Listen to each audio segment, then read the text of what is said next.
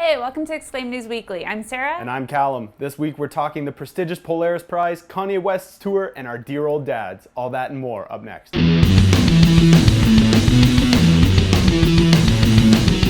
Each year, the Polaris Music Prize awards one Canadian artist the title of Best Album and a check for $50,000.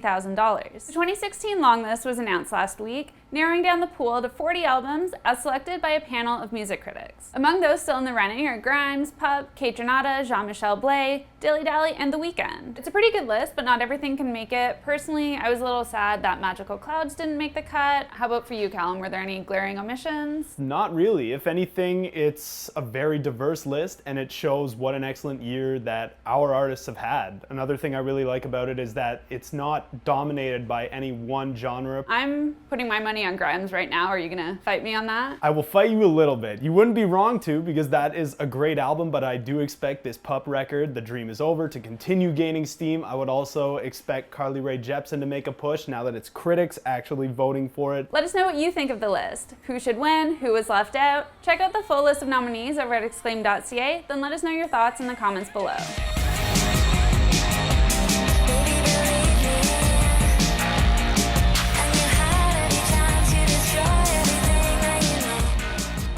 Though he's been working hard on everything from video games to getting the Good Music crew back together, Kanye West certainly hasn't forgotten about the life of Pablo. Taking the ever-changing record on tour this fall, Yeezy has lined up 2 shows in Toronto with following dates in Montreal, Winnipeg, Edmonton, and Vancouver. And of course the question begs to be asked, is he gonna change the tour dates like he changed the track listing? I saw him at Bonnaroo back in 2014, and it was not good vibes, unfortunately. I was stoked that he was headlining, especially after his disastrous 2008 appearance. But when he took to the stage, he was at the height of the Yeezus tour. He was spouting out rants every which way, went in on the press and the festival organizers. I mean, when there's 90,000 people booing and trying to get out of there, it's very difficult to enjoy the show. So yeah, didn't have a great experience there. Barring any tweaks or changes, you can find all the dates for Kanye's St. Pablo tour at Exclaim.ca. Cause I am the #1 motherfucking rockstar on the planet! If you're a terrible child, you may have forgotten that this past weekend was Father's Day, but here at Exclaim News Weekly, we would never forget such an important event. To mark the occasion, we're giving a special shout out to some of music's coolest dads. First up, Pearl Jam's Eddie Vedder got some serious brownie points a couple weekends ago when he got the entire crowd at Bonnaroo to sing happy birthday to his 12-year-old daughter. Then there's Chance the Rapper, who does a pretty good job of shielding his daughter from the public eye, but has immortalized his love for her in his lyrics. Clean up the streets so my daughter can have somewhere to play. And of course, it takes a cool dad to make a cool kid, which is something Blue Ivy Carter should know something about. Jay-Z seems like pretty good company to hang out with while Mama Bay is on stage.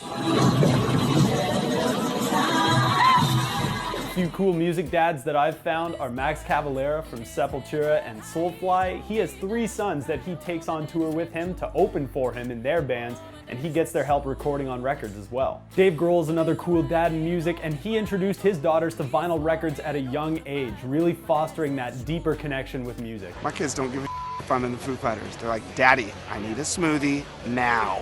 And Andre 3000's son Seven, who he had with Erykah Badu, recently got into all 4 colleges he applied for, which is pretty cool. And what's cooler than being cool? Having Andre 3000 as your dad. And on that note, we just want to give a quick shout out to our own rockstar dads. Hi, Bob. Hi, Ian. As far as my dad's musical impact on me, he got me into a lot of folk music, bluegrass music, blues music. He also taught me about Neil Young, and I thought I would be the perfect son and buy him Neil Young CDs for 3 straight Christmases. My dad also got me into music at a young age. Tons of Beatles records were always on, which really sparked my love for music. And I do have to say, I realized how cool my dad was when I wanted a ride to the mall to go buy the Strokes CD, and my dad already owned it. Oh man, take a look at my life. I'm a lot like you.